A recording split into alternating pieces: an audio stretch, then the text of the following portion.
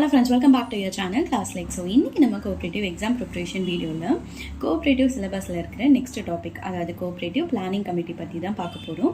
வீடியோக்குள்ள போறதுக்கு முன்னாடி நம்ம சேனலை first time பார்க்கறீங்க அப்படினா மறக்காம subscribe பண்ணிக்கோங்க. And நம்ம சேனல்ல cooperative exam preparationக்கான Telegram channel link வந்து கீழ description boxல தரேன். So அதுலயே வந்து join பண்ணிக்கோங்க.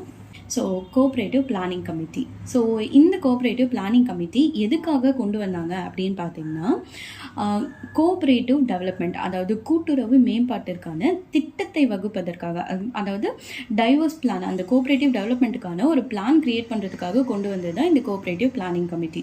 ஓகேங்களா? ஸோ இந்த கோஆப்ரேட்டிவ் பிளானிங் கமிட்டி எப்போ வந்து எஸ்டாப்ளிஷ் பண்ணாங்க அப்படின்னு பார்த்தீங்கன்னா 1946 யார் வந்து இந்த கோஆப்ரேட்டிவ் பிளானிங் கமிட்டியோட ஹெட் அப்படின்னு பார்த்தீங்கன்னா ஆர்ஜி சாரையா. ஓகேங்களா? ஃபைன். இப்போ இந்த கோஆப்ரேட்டிவ் கமிட்டியோட எய்ம் என்ன அப்படின்னு பார்த்தீங்கன்னா, கோஆப்ரேட்டிவ் டெவலப்மெண்ட் வந்து, அதாவது இந்தியாவில் கோஆப்ரேட்டிவ் டெவலப்மெண்ட்டு கூட்டுறவு மேம்பாட்டுக்கான திட்டத்தை உருவாக்கி அதோட பொருளாதார திட்டமிடுதலும் ஜனநாயகப்படுத்துவதற்கான சிறந்த மாதிரி கூட்டுறவு சங்கங்களை தீர்மானிக்கிறது தான் வந்து இவங்களோட மெயின் எய்மாக இருந்துச்சு. அதாவது ஒரு கோஆப்ரேட்டிவ் வந்து டெவலப் பண்ணுறதுக்கு என்னென்ன தேவைன்ற ஒரு பிளான் பண்ணி கோஆப்ரேட்டிவ் சொசைட்டிஸை வந்து பெஸ்ட் மாடலாக இருக்கணும், டெமோக்ராட்டிக் அண்ட் எக்கனாமிக் பிளானிங்கோட பெஸ்ட் மாடலாக கொண்டு வரது தான் இவங்களோட எய்மாக இருந்துச்சு. ஓகேங்களா?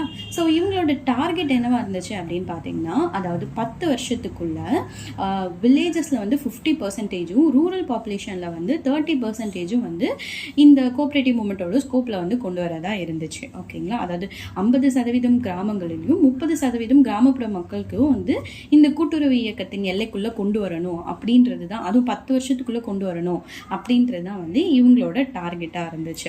ஓகேங்களா? ஸோ இதுதான் வந்து கோஆப்ரேட்டிவ் பிளானிங் கமிட்டியில் நம்ம தெரிஞ்சுக்க வேண்டிய இம்பார்ட்டன்ட் பாயிண்ட்ஸு.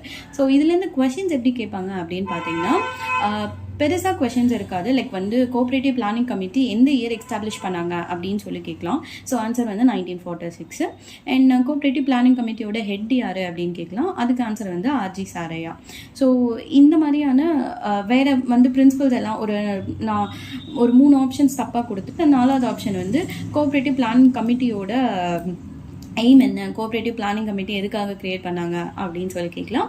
அதுதான் நம்ம பார்த்தோம். அதாவது கோஆப்ரேட்டிவ் டெவலப்மெண்ட்டுக்காக ஒரு பிளான் டெவலப் பண்ணுறதுக்காக கிரியேட் பண்ணது தான் இது அப்படின்னு சொல்லிட்டு. ஓகேங்களா? ஸோ இந்த மாதிரி கொஷின்ஸ் தான் இதில் இருக்கும். ஸோ இந்த டாப்பிக்கோட வந்து நம்ம cooperative movement in India evolution and க்ரோத்தில் ப்ரீ இண்டிபெண்டன்ஸ் வந்து முடிச்சிட்டோம். ஸோ நெக்ஸ்ட் வந்து சிலபஸோட நெக்ஸ்ட் டாப்பிக்கான போஸ்ட் இண்டிபெண்டன்ஸ் வந்து போஸ்ட் பண்ணுறேன். ஓகேங்களா? ஹோப் இந்த வீடியோ உங்களுக்கு யூஸ்ஃபுல்லாக இருக்கும்னு நினைக்கிறேன். ஸோ மறக்காமல் லைக் பண்ணிவிடுங்க. அண்ட் உங்களோட ஃப்ரெண்ட்ஸ் யாரெல்லாம் கோஆப்ரேட்டிவ் எக்ஸாம் ப்ரிப்பேர் பண்ணுறாங்களோ உங்களுக்கு ஷேர் பண்ணுங்கள். அண்ட் நம்ம சேனல் மறக்காமல் சப்ஸ்கிரைப் பண்ணிக்கோங்க. தேங்க்யூ ஃபார் வாட்சிங் மை சேனல். பாய்.